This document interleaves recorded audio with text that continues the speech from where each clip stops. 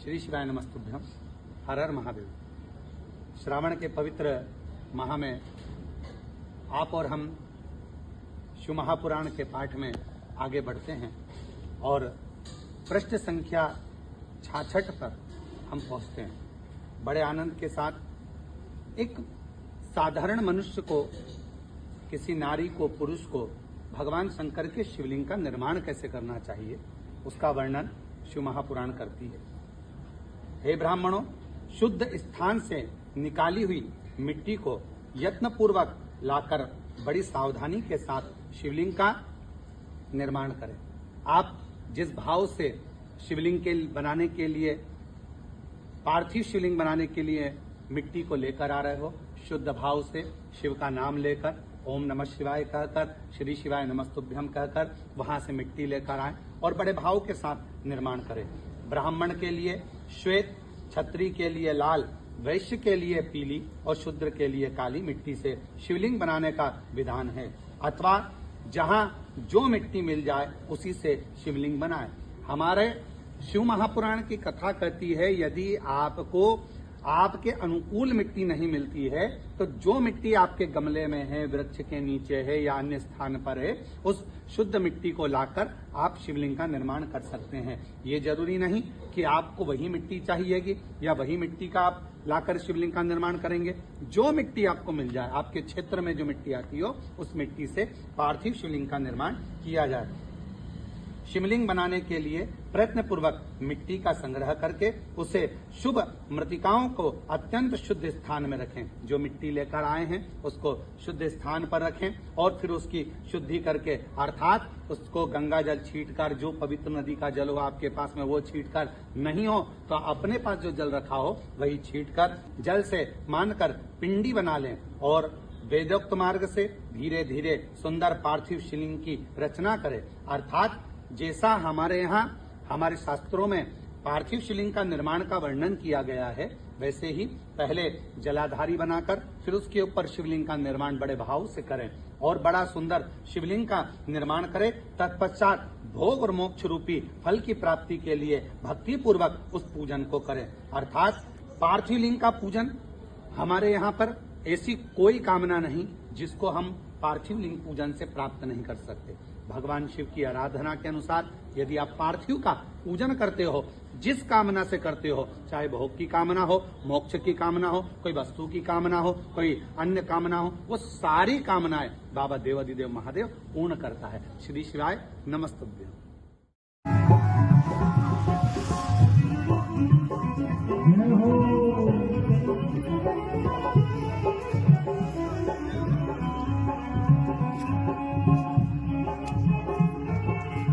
श्री शिवाय नमस्तुभ्यम। श्री शिवाय नमस्तुभ्यम। श्रावण का महीना पाठ में आज फिर चलते हैं और शिव महापुराण का सुंदर 77वें नंबर का पृष्ठ गीता प्रेस गोरखपुर का विद्येश्वर संहिता का स्मरण करते हैं। भगवान ऋषि बोले, महाभाग व्यास शिष्य सूत जी, आपको नमस्कार है। अब आप उस परम उत्तम भस्म महत्व की वर्णन कीजिए।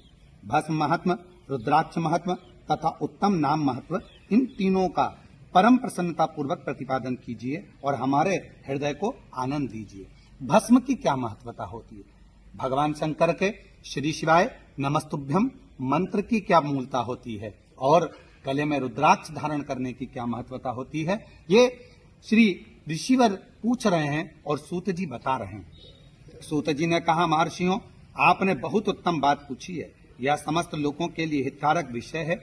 जो लोग भगवान शिव की उपासना करते हैं वे धन्य हैं, कृतार्थ हैं। उनका देह धारण करना सफल है तथा उनके समस्त कुल का उद्धार हो गया है। जिनके मुख में भगवान शिव का नाम है, जो अपने मुख से सदाशिव, शिव इत्यादि नामों का उच्चारण करते हैं, पाप उनको उसी तरह स्पर्श नहीं करते जैसे खदिर वृक्ष के अंगारों को छूने का साहस कोई भी प्राणी नहीं कर सकता। हे शिव, आपको नमस्कार है। श्री शिवाय नमस्तुभ्यम ऐसी बात जब मुंह से निकलती है तब वह मुख समस्त पापों का विनाश करने वाला पावन तीर्थ बन जाता है। जो मनुष्य प्रसन्नता पूर्वक उस मुख का दर्शन करता है उसे निश्चय ही तीर्थ सेवन जनित फल प्राप्त होता है। हे ब्राह्मणों, शिव का नाम, विभूति, भस्म तथा रुद्राक्ष ये तीनों त्रिवेणी के समान परम पुण्य माने गए हैं। जहाँ ये तीनों शुभतः वस्तुएं सर्वदा रहती है, उसके दर्शन मात्र से मनुष्य त्रिवेणी स्नान का फल पा जाता है। श्री शिवाय नमस्तुभ्यम। स्वयं शिव महापुराण की कथा कहती है कि भगवान शंकर का वो नाम जाप है, शिव को वो प्रणाम है।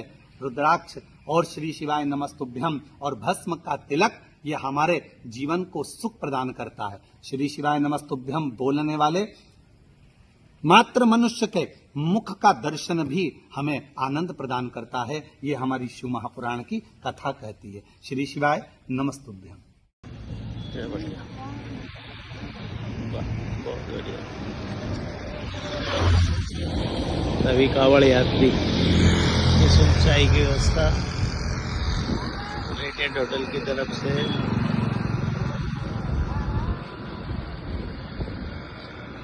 चाय पानी पीते हुए सभी श्रद्धालु, सभी कांवड़ यात्री, बहुत बढ़िया, बहुत आनंदमय।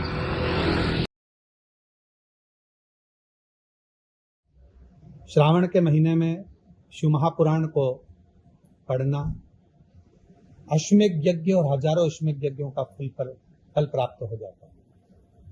आज हम इसी शिव महापुराण का पाठ सावन में करते हैं और उस पाठ में आज हम 75वें नंबर अध्याय 75वें पृष्ठ पर विद्येश्वर संहिता में पहुंचे हैं।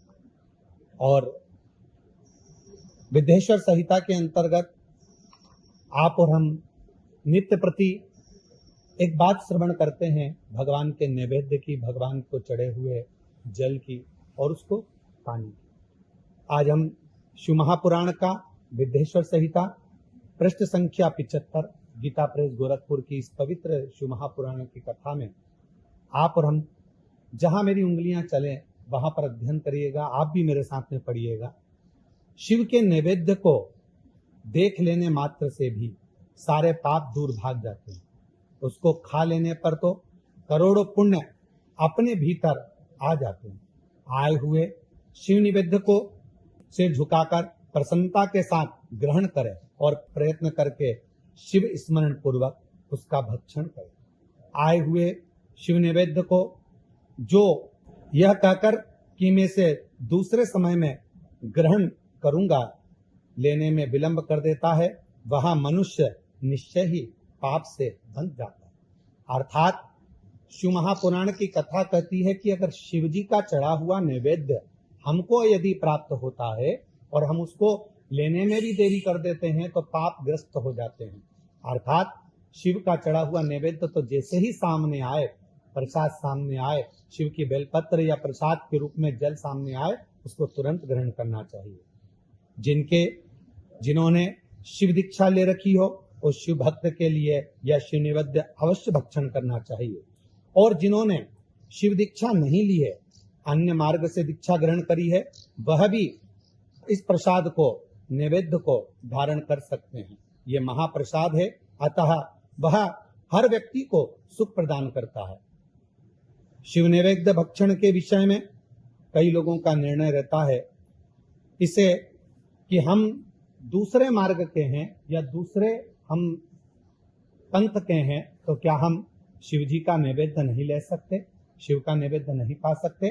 तो उसके लिए भी शिव महापुराण में वर्णन है। शिव की दीक्षा से युक्त शिव भक्त पुरुष के लिए सभी शिवलिंगों का नैवेद्य शुभ एवं महाप्रसाद है, अतः वह उसका अवश्य भक्षण करे। परंतु जो अन्य देवताओं की दीक्षा से युक्त हैं और शिव भक्ति में भी मन को लगाए हुए हैं, उनके लिए शिव नैवेद्य भक्षण के विषय में यह निर्णय है। इसे आप लोग प्रेम पूर्वक सुने। हे ब्राह्मणों, जहाँ से शालिग्राम शिला की उत्पत्ति होती है वहां के उत्पन्न लिंग में और अन्य रस लिंग में, पारद लिंग में, पाषाण में, रजत तथा स्वर्ण लिंग में निर्मित लिंग में, देवताओं तथा सिद्धों द्वारा प्रतिष्ठित लिंग में, केसर निर्मित लिंग में, स्फटिक लिंग में, रत्न निर्मित लिंग में तथा समस्त ज्योतिर्लिंगों में विराजमान भगवान शिव के नैवेद्य का भक्षण चंद्रायण व्रत के समान पुण्य जनक है। ब्रह्म हत्या, करने वाला पुरुष भी यदि पवित्र होकर शिव निर्माल्य का भक्षण करते हैं, उसे सिर पर धारण करे तो उसका सारा पाप शीघ्र ही नष्ट हो जाता है। वह शिव नैवेद्य का इतना वर्णन शिव महापुराण के अंतर्गत विद्येश्वर संहिता में करा गया है कि यदि अगर शिव नैवेद्य सामने आ जाए और हम उसको केवल स्पर्श मात्र कर लें, छू लें, प्रणाम कर लें, अपने मस्तक पर धारण कर ले या उसको पालें, तो गौ हत्या जैसे दोष से भी व्यक्ति मुक्त हो जाता है। इतना वर्णन किया गया। चंद्रायण व्रत के बराबर पुण्य फल भगवान शंकर के नैवेद्य को मात्र पा लेने से उसका फल प्राप्त हो जाता है। ऐसी पवित्र विद्येश्वर संहिता शिव महापुराण पृष्ठ संख्या 75। श्री शिवाय नमस्तुभ्यम।